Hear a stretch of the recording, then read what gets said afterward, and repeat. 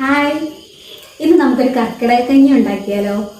ഞങ്ങളുടെ കർക്കിടക കഞ്ഞി അതിൻ്റെ അരിയെന്ന് പറയുന്നത് നമ്മുടെ വയലിൽ തന്നെ നമ്മുടെ ഗ്രീൻ പ്ലാനറ്റിൻ്റെ വളങ്ങൾ ഉപയോഗിച്ചുണ്ടാക്കിയ നെല്ലുകുത്തിരിയാണ്. എന്താ ആ നെല്ലുകുത്തരി വേവിച്ച് കഴിഞ്ഞു. ഈ നെല്ലുകുത്തരിയിലേക്ക് പച്ചമരുന്ന് ഇടിച്ച് പിഴിഞ്ഞത് ചേർത്തു. ഇനി ഇതിലേക്ക് 1 സ്പൂൺ ജീരകം, 2 സ്പൂൺ ഉലുവ ചേർക്കുക.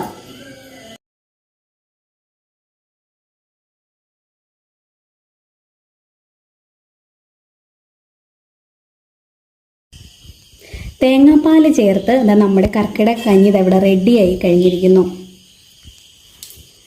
തോരാതെ പെയ്യുന്ന ഈ കർക്കിടകത്തിൽ നമ്മുടെ ആരോഗ്യം സംരക്ഷിക്കാൻ നമ്മുടെ പഴമക്കാർ നമുക്ക് തന്നിരിക്കുന്ന ഒരു അത്ഭുത മരുന്നുകൂട്ട് തന്നെയാണ് ഈ മരുന്ന് കഞ്ഞി. എല്ലാവരും ഈ